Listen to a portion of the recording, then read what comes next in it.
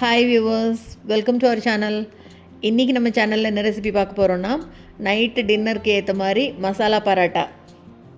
எப்போவும் உருளைக்கிழங்கு முள்ளங்கி இதெல்லாம் வச்சு பரோட்டா பண்ணுறதுக்கு பதிலாக இன்றைக்கி வித்தியாசமாக வெங்காயம் வச்சு மசாலா பரோட்டா பண்ணுறோம். வாங்க இந்த சூப்பரான மசாலா பரோட்டா எப்படி பண்ணுறதுன்னு பார்க்கலாம். முதல்ல இதுக்கு ஒரு பவுலில் ஒரு பெரிய வெங்காயம் நீட்டமாக கட் பண்ணி சேர்த்துக்கிறேன். அது கூடவே 2 பச்சை மிளகாய் பொடி பொடியாக கட் பண்ணது, கூடவே 1 டீஸ்பூன் அளவு மல்லித்தூள் சேர்த்துட்டு, இது கூட 1/2 டீஸ்பூன் அளவு சீரகத்தூள். சீரகத்தூளுக்கு பதிலாக நான் இன்றைக்கி சீரகத்தை 1-2 பொடி பண்ணி சேர்த்துருக்கேன். இது கூடவே 1/2 டீஸ்பூன் அளவு கரம் மசாலா சேர்த்துட்டு 1 டீஸ்பூன் அளவுக்கு மிளகாய்த்தூள். இதெல்லாம் சேர்த்துனதுக்கப்புறமா வரமல்லி இருக்கு இல்லையா, அதை 1-2 தட்டி சேர்த்துருக்கேன் பாருங்கள். இது கூட 1/2 டீஸ்பூன் அளவுக்கு ஓமம் சேர்த்துக்கிறேன். ஓமத்தை கையில் நல்லா வச்சு இந்த மாதிரி தேய்ச்சி சேர்த்துக்கலாம், அப்போ தான் நல்லா வாசனை வரும். இப்போ இதுக்கு தேவையான அளவு உப்பு, இந்த மசாலாவுக்கு மட்டும் தேவையான அளவு உப்பு சேர்த்துக்கலாம்.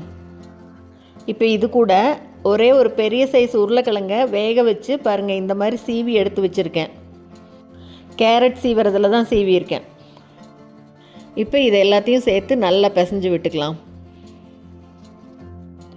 உப்பு காரம் எல்லாமே நல்லா எல்லா பக்கம் வர மாதிரி கலந்து விட்டுக்கணும். இதை குழந்தைகளுக்கு ஸ்கூலுக்கு லஞ்ச் பாக்ஸுக்கும் கொடுத்து விடலாம். எப்போவும் டிஃபன் பாக்ஸ்க்கு ஒரே மாதிரி சப்பாத்தி பண்ணி கொடுக்கறதுக்கு பதிலாக இந்த மாதிரி பரோட்டா பண்ணி கொடுக்கலாம். இது இருக்கட்டும். இப்போ இந்த பக்கம் சப்பாத்திக்கு மாவு பிசைஞ்சு வச்சுருக்கேன். சின்ன சின்ன உருண்டையாக பண்ணி எப்பவும் போல் சப்பாத்தி தேய்ச்சிக்கலாம். எந்த சைஸில் வேணுமோ அந்த சைஸ் தேய்ச்சிட்டு இப்போ இந்த மசாலாவை இதில் எடுத்து அப்படியே ஸ்ப்ரெட் பண்ணி விட்டுக்கலாம். ரொம்ப திக்காக பண்ண வேண்டாம், அப்படியே ஒரு மெலிசாக லேயர் அளவுக்கு ஸ்ப்ரெட் பண்ணி விட்டுக்கிட்டால் போதும்.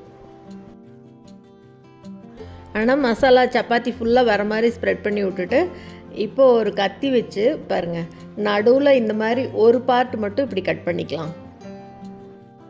இப்போ இதை அப்படியே முக்கோண ஷேப்புக்கு மடித்து விட்டுக்கலாம்.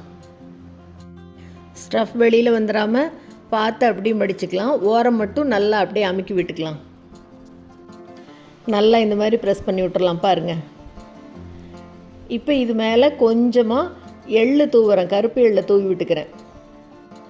இது மேலே கொஞ்சமாக அப்படியே பொடி பொடியாக கட் பண்ண கொத்தமல்லி தழை கொஞ்சம் தூவி விட்டுட்டு இப்போ அப்படியே சப்பாத்தியை தேய்க்க வேண்டியது தான். இதே மாதிரி ஷேப்லேயே தேய்ச்சி விட்டுக்கலாம். தேய்க்கும் போதே எள்ளு கொத்தமல்லி எல்லாம் அதில் அப்படியே அமுங்கி வந்துடும் பாருங்கள்.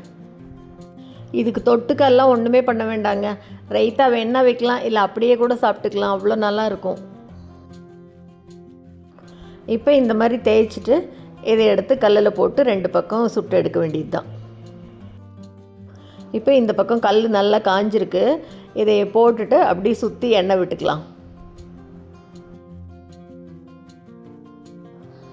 நல்லா காயட்டும், நல்லா ப்ரௌன் கலரில் வரணும்.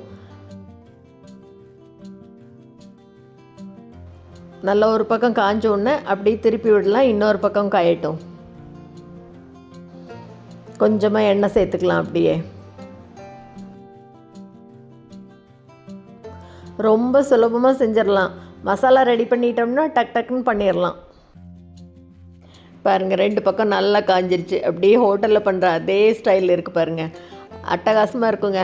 கண்டிப்பாக இந்த ரெசிபியை நீங்களும் செஞ்சு பார்த்துட்டு மறக்காமல் கமெண்ட் பண்ணுங்கள். இந்த வீடியோ உங்களுக்கு பிடிச்சிருந்ததுன்னா லைக் பண்ணுங்கள், ஷேர் பண்ணுங்கள், கமெண்ட் பண்ணுங்கள். மறக்காமல் நம்ம சேனலை சப்ஸ்கிரைப் பண்ணுங்கள். கூடவே பக்கத்தில் இருக்கிற பெல் பட்டனையும் தட்டி விட்டுருங்க. ஸோ நான் போடுற வீடியோ எதுவுமே மிஸ் பண்ணாமல் பார்க்கலாம். தேங்க்ஸ் ஃபார் வாட்சிங்.